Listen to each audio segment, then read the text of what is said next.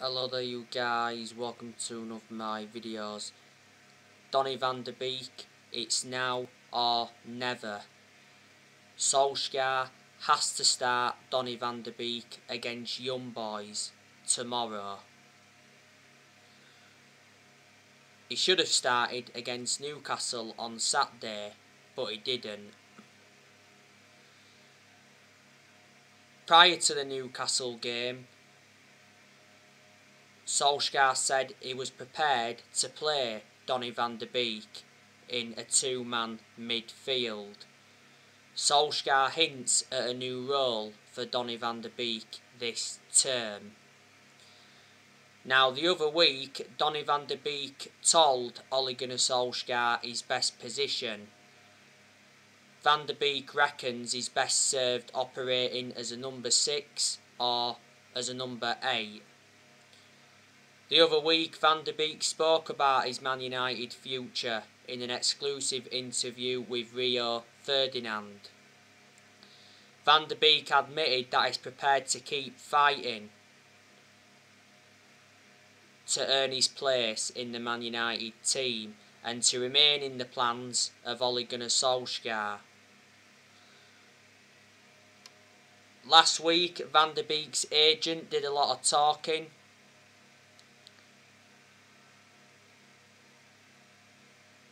He confirmed that the player held talks with a move to Everton.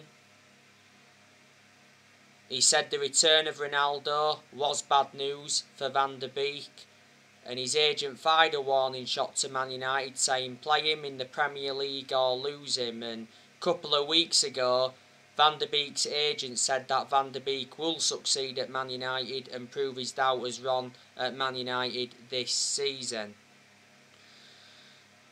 Van de Beek needs more game time.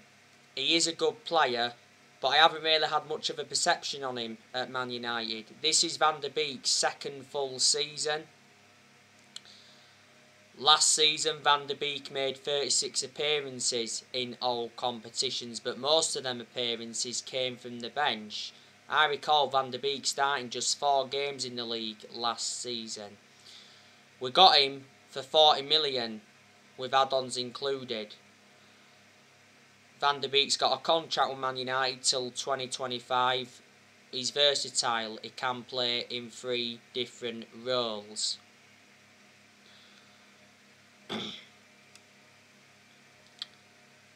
Now, you know the news on Cristiano Ronaldo. Cristiano Ronaldo says we can win the Champions League ahead of the Young Boys Man United game. Solskjaer says it's not impossible.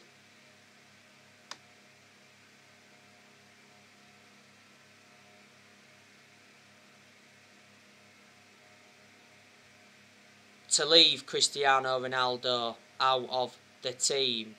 Solskjaer admits he doesn't have to play Cristiano Ronaldo in every game. Cristiano Ronaldo scored twice on his second debut against Newcastle.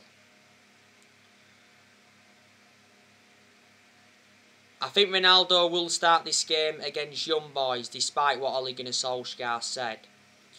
Ronaldo has hinted that he's looking to stay at Man United beyond his current contract. Ronaldo signed a 2-year contract with Man United with an option of a 3rd year. Ronaldo receives £480,000 a week, so he's the highest earner. We got Ronaldo in a deal worth 19.8 million. Ronaldo is wearing the number 7 shirt, and the other week Ronaldo completed his medical. Ronaldo was our final signing of the summer transfer window. A couple of weeks ago, Ronaldo gave his first interview and he said, "I'm very happy to be back home after 12 years. The other week, Ronaldo became the all-time international top scorer with 2 late goals against Ireland. Ronaldo gave a speech to his Man United teammates on his return. Ronaldo demands more for his Man United teammates. Well, Ronaldo told his Man United teammates that he wants the Premier League this season. I can assure Ronaldo's going to do really well in his second spell, despite him being the age of 36. Ronaldo's the greatest player of all time. He's won 32 major trophies in his playing career, including 5 Ballon d'Ors. Ronaldo did very well in his first spell at Man United.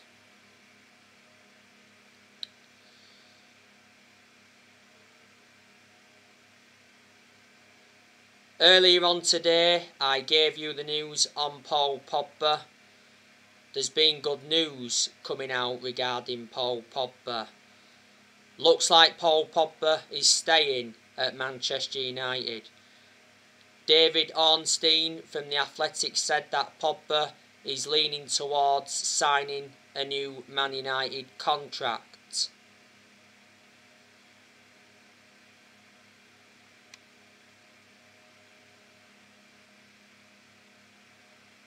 After the Ronaldo impact.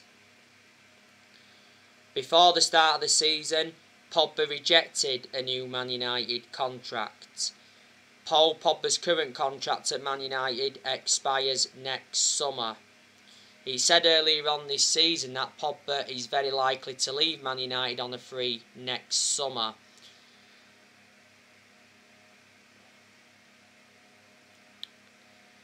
Defensa Central said the other week that Pogba favours Real Madrid's switch over PSG deal. Real Madrid have been relentlessly linked with him. A report by 2O Sports said the other week that Juventus want to re-sign Pogba next summer. He did enjoy 4 good years with Juventus before he rejoined Man United. Back in August, there was reports saying that Pogba's set to join PSG on a free next summer, because it said that PSG are pushing to sign him next summer, and it did mention that PSG were prepared to offer Pogba £510,000 a week in wages to prize him away from Man United.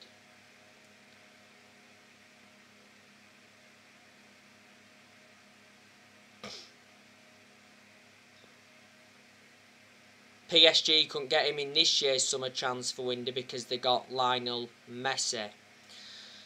But I hope Pogba signs a new contract, because Pogba is a good player. He's enjoyed a very good start to this season. Pogba's already got 7 assists. He produced good performances for Man United in the last couple of months of last season. This season is Pogba's 6th season at Man United since he rejoined. He's won 3 trophies at the club. Man United paid $89 million for Pogba, so reflecting on that, is our most expensive signing at the moment. Don't forget, we had him when he was a lot younger under the Sir Alex Ferguson era, but we had to let him go due to limited appearances.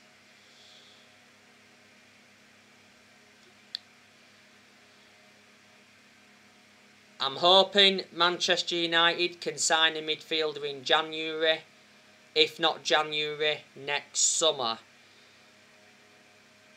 Now obviously, you know the news on Declan Rice from West Ham. He said last week that Man United identify Declan Rice as #1 midfield transfer target for next summer.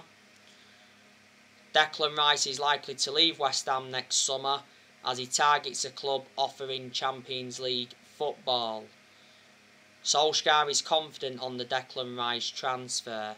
Chelsea are no longer in for him, because Chelsea are looking at other targets for next year. So that's a boost for Man United.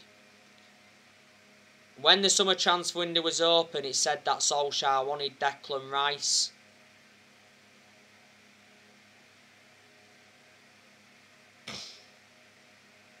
And Declan Rice did mention that he was unhappy with West Ham's 100 million price tag. Rice has rejected a few contract offers at West Ham. Rice has got 3 years left on his contract at West Ham. He's played 149 games for West Ham. He's remained loyal to them for a while. He's been with them for a good 7 years or so. Declan Rice is predominantly a holding midfielder, but he can also be deployed as a centre-half. When the summer transfer window was open, we also went in for Solskas, but obviously Solskas went to Chelsea on loan. We went in for Eduardo Camavinga, that didn't get him because he signed for Real Madrid. And we also went in for Ruben Neves from Wolves.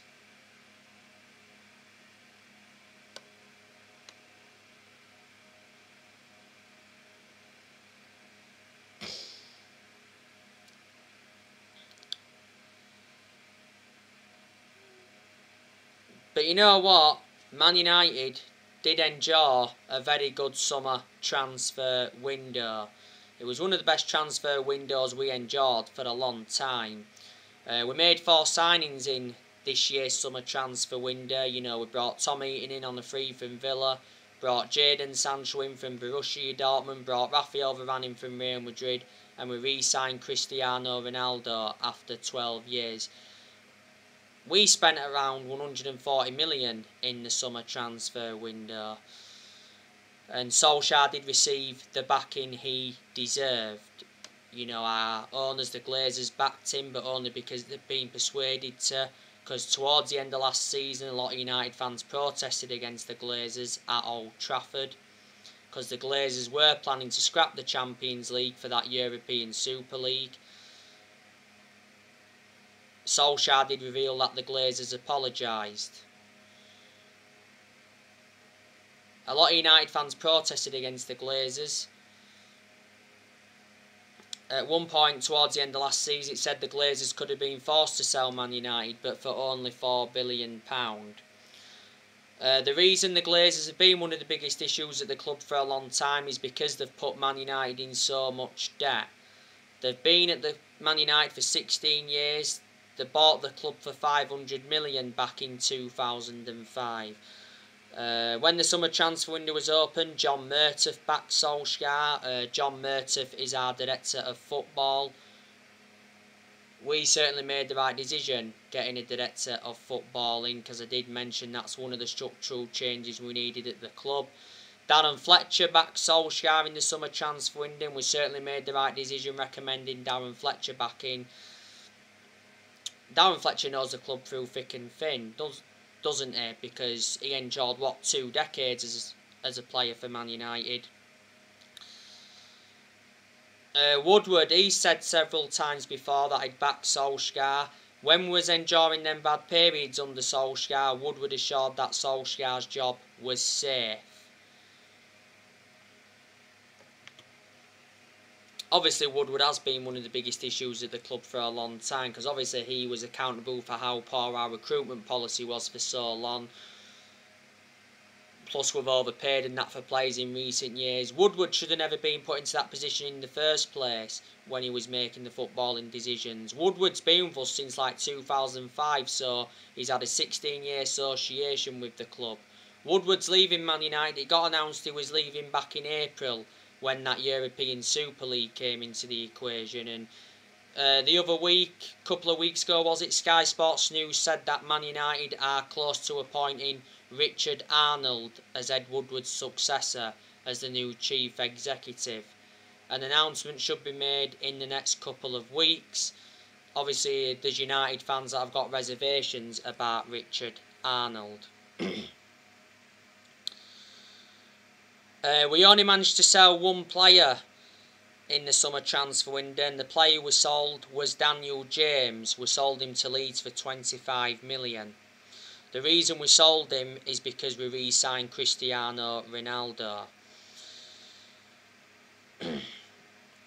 I'm expecting Manchester United to sell players next year. We could sell some players in January. Definitely expect us to sell players next summer. The players I want to go next year, I definitely want us to sell Anthony Martial, because Martial isn't good enough to represent the club. Don't forget Martial rejected the chance to join Lyon on loan. Before the start of the season, though, it said Solskjaer refuses to sell Anthony Martial because he remains part of his plans. Next year, I want us to sell Jesse Lingard. There's a good chance he'll leave in the January transfer window of next year. I recently gave you the news on Lingard. Man United have set a cut price Jesse Lingard fee. We want 12 million for him. In the summer transfer window, we was demanding 25 million. Last week, Jesse Lingard rejected a new Man United contract offer over playing time concerns, despite Lingard being in the last year of his deal. Earlier on in the summer, Lingard snubbed a return to West Ham. Lingard enjoyed a 4-month loan spell with West Ham last season. He made an impact. He really did. Earlier on this season, Solskjaer did confirm that Lingard remains part of his plans despite that ongoing speculation.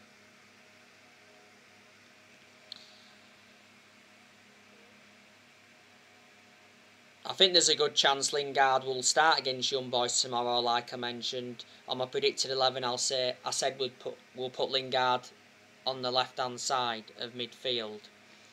I think he'll come in for Sancho, because Lingard did actually come off the bench against Newcastle and score our 4th goal. It was a good goal as well from Lingard. Next year as well, we need to offload Juan Mata. He'll probably leave at the end of the season when his current contract expires. Earlier on this year, Juan Mata signed a 1-year contract extension. Juan Mata doesn't get in our 11, does he now? And he's ageing up and he has lost that yard of pace. But he has had a good career at Man United. Mata has been with us now for like 7 years or so. The first part of last season, he rejected an 18 million a year contract offer to play in Saudi Arabia.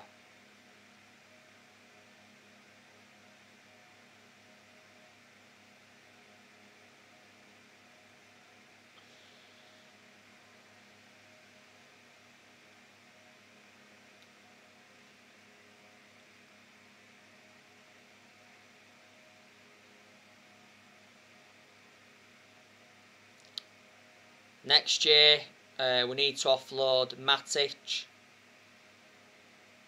We also need to offload Fred. Whether we offload Fred next year or not, I do not know.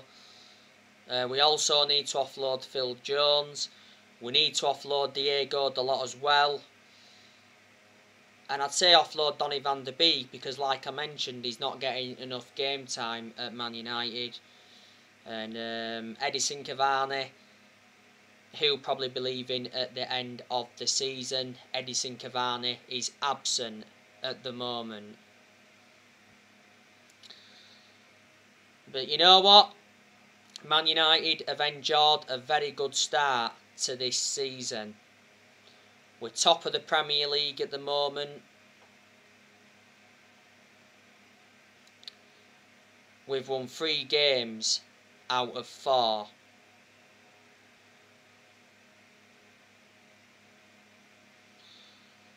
So we've registered 10 points from a possible 12.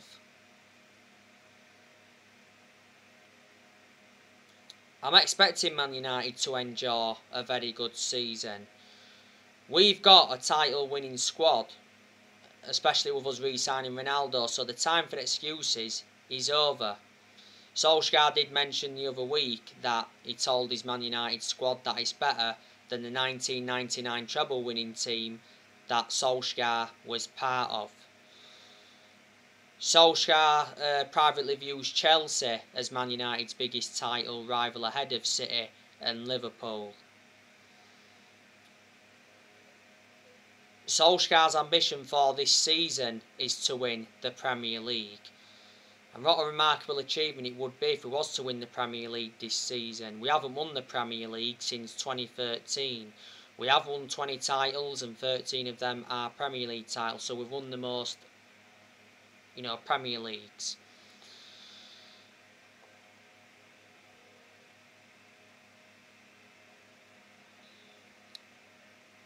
Solskjaer has not yet won a trophy as Man United manager, and Solskjaer's been in charge of the club now for almost 3 years. He's got to win a trophy this season to basically save his job, because if he doesn't win anything this season, I think he will be under serious pressure, and there's a chance he'll get sacked. We haven't won a trophy since 2017, that's 4 years ago now, that's nowhere near good enough to our standards. This season is Solskjaer's 3rd full season as Man United manager. Solskjaer has managed over 150 games as Man United manager in all competitions. He's managed 101 games in the Premier League. My perceptions haven't changed on Ole. I don't think he's a long-term manager for Man United, despite us having a good summer transfer window and despite us enjoying a good start to this season. My perceptions will only change on Solskjaer if he was to win the league this season. Like I've said to you, I do reckon Ole is our best manager since Ferguson, because you've got to be honest, he has brought consistency back. Before the start of the season, Solskjaer signed a new contract with the club until 2024. There's an option of a further year. And I think we made a mistake giving him that new contract, because I don't think he'll see it out.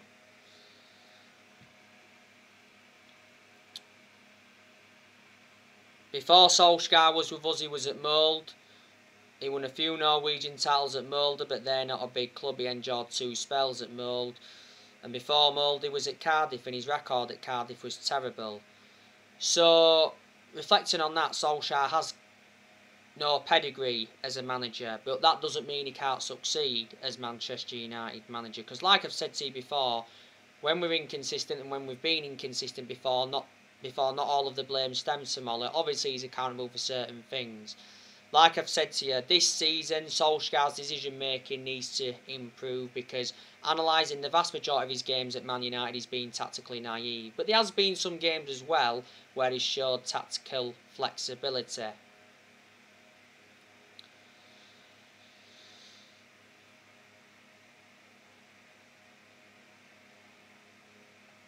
And Solskjaer's plan B isn't that good sometimes. But whatever happens regarding Solskjaer, I'll always adore him, because at the end of the day, he's a club legend.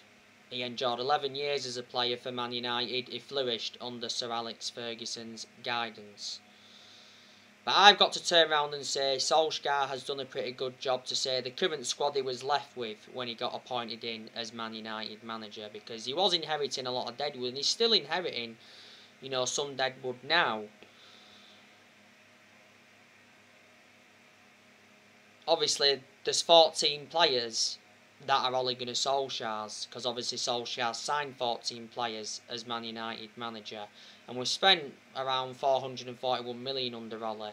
Obviously, there's still players here from the Mourinho era. Mourinho recommended like 11 players in. Obviously, there's still some players here from the Louis van Gaal era. There's Juan Mata here from the Moyes era still. There's 2 here from the Ferguson era. That's David De Gea and Phil Jones. But you know what? I didn't expect Solskjaer to do as well as he has done. So, in that aspect, I am shocked.